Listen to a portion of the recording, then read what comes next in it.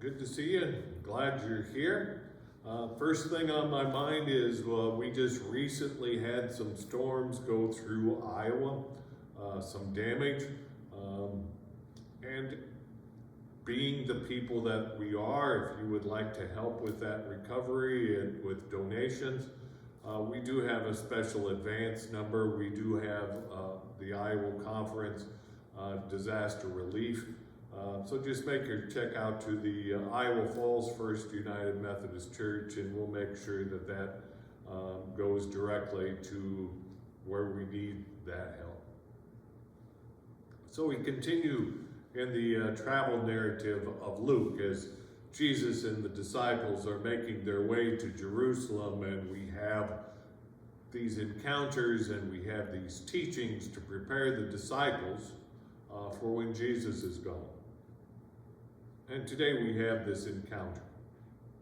We have a gentleman that comes to Jesus and asks Jesus to tell his brother to make sure that he gets his share of the inheritance.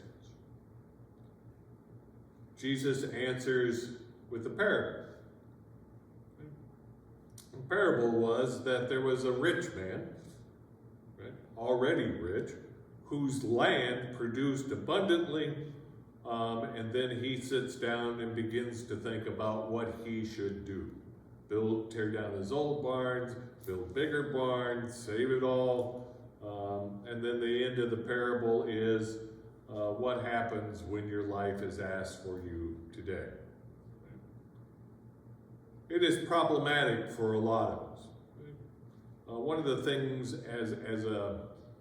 as a reader of Scripture, right, and a studying of Scripture to really find its nuts and bolts, I have to ask, right, as a person of privilege, a person of abundance, a person of things, right, do I read this as it was meant to be read? What do I bring into it? Because I think I read that parable probably different than somebody who's struggling to make ends meet every day, right? And what Jesus is trying to say.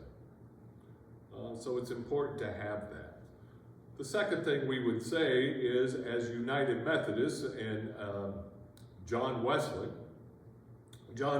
one of his favorite quotes is, earn all you can, save all you can, give all you can.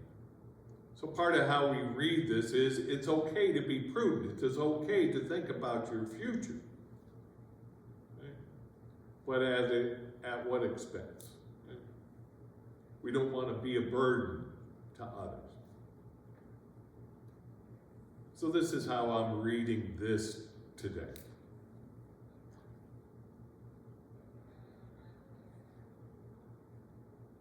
Is we need to look at our inflow and our outflow. And Jesus is much more interested in our outflow than our inflow. No matter what that outflow might be, whether it's money, gifts, talents, time. Right? Jesus is looking for an outflow of love. Right? So don't keep receiving God's love. Don't keep receiving God's grace. Don't keep receiving God's peace and justice and then not sharing it with others.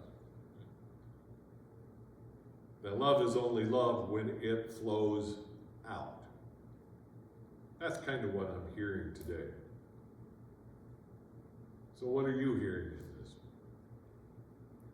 Be interested in your thoughts. We'll see you soon.